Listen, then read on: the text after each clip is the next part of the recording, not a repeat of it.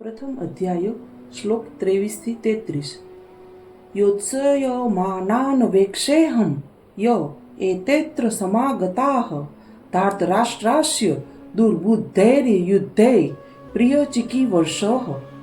દુર્બુદ્ધિ દુર્યોધનનું યુદ્ધમાં હિત ઈચ્છનારા જે રાજાઓએ આ સૈન્યમાં આવ્યા છે તે સૌ યુદ્ધ કરનારાઓને હું સારી રીતે જોઉં તો ખરો.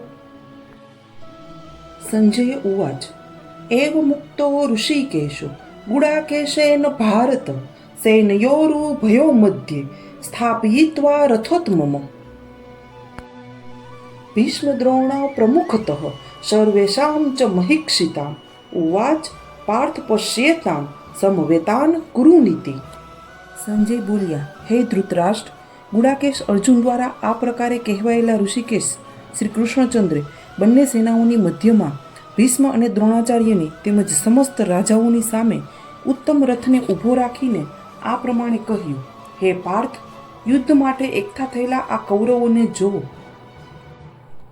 યત્રા પશ્ય સ્થિતાન પાર્થઃ પિતૃનથ પિતામહાન આચાર્યન માતુલાન ભાતॄન પુત્રાન પૌત્રાન સંખીસ્તથા સ્વસુરાન સુરદસ્વેવ સેનયોરુભયોપરપી.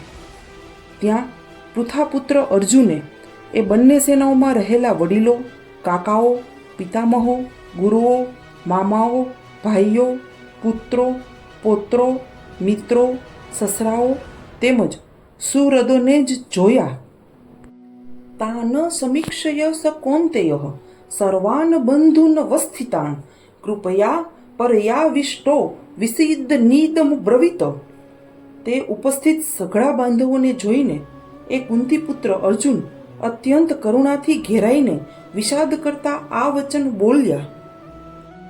દ્રષ્ટવેમં સ્વજનમ કૃષ્ણ યુયુત્સુમ સમુપસ્થિતમ સિદંતી મમ ગાત્રાણિ મુખમ ચ પરિશુષ્યતિ વેપથુષ્વ શરીરે મે રોમ હર્ષસ્વ જાયતે.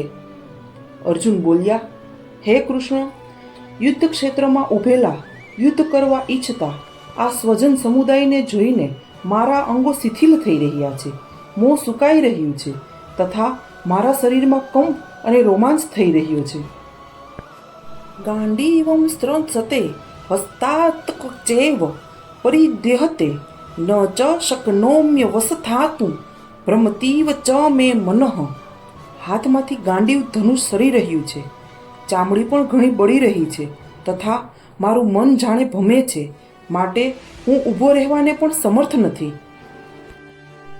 નિમિતાની ચ પશ્યામિ વિપરીતાની કેશવ ન ચ શ્રેયનું પશ્યામિ હત્વા સ્વજન માહવે.